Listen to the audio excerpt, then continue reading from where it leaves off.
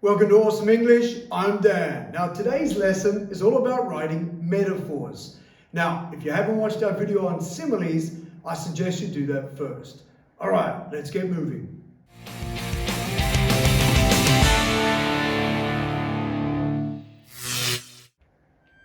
Whoa, he was a shooting star. Her eyes were like diamonds. The sky was a pitch black blanket. These are all metaphors. We're going to learn how to do them today. Let's get moving. So welcome to our awesome checklist for today's lesson. This is our roadmap for success. So the learning objectives for today's lesson are these.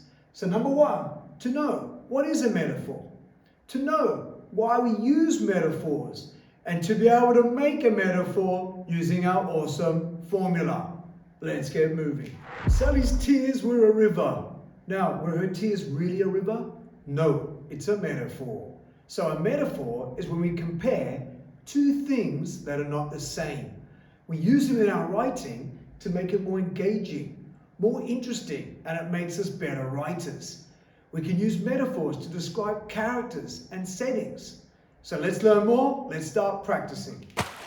His heart was broken. Bob's tears were a raging ocean.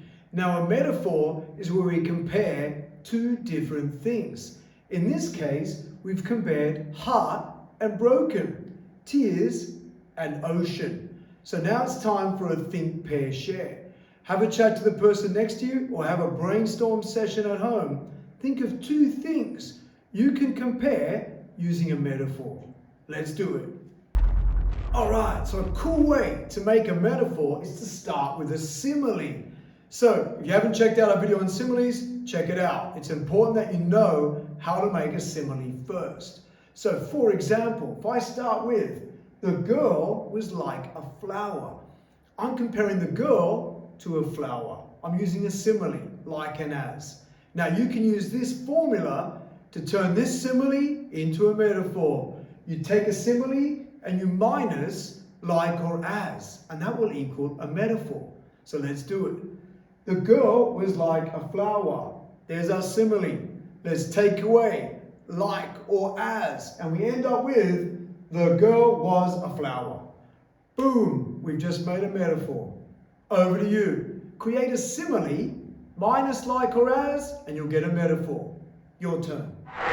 Okay, I hope that formula worked well and you're able to come up with some awesome metaphors. Now it's time for some more practice. Let's do a think, pair, share. So if you're at school, you can talk to the person next to you or just brainstorm yourself. So I have this crazy picture of these dark clouds. Now you could be writing a setting for a narrative or you could be writing a recount. So I've come up with the simile that clouds were dark like coal. Now to flip that and turn it into a metaphor, I can use that formula. Simile minus like or as. So now my metaphor would be the clouds were dark coal. Now over to you. Work with the person next to you or brainstorm at home. Think of a simile for this picture. Then use our awesome formula to turn that simile into a metaphor. Let's get moving. Okay, now it's time for a recap on the learning objectives from today's lesson. Give me a thumbs up if you now know what a metaphor is. Also, you now know why we use metaphors in our writing. And finally, a double thumbs up if you can use our awesome formula to make metaphors. Okay, let's keep learning. Now it's time for some independent learning. Now that you know what a metaphor is, why we use it, and how to make it using our awesome formula, go and write 2 to 3 metaphors. You might want to describe a setting or a character. Either way, practice makes progress, so keep working hard.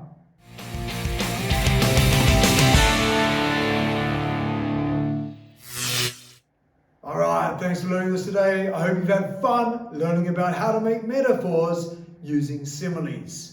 I'll see you next time, and remember to stay awesome.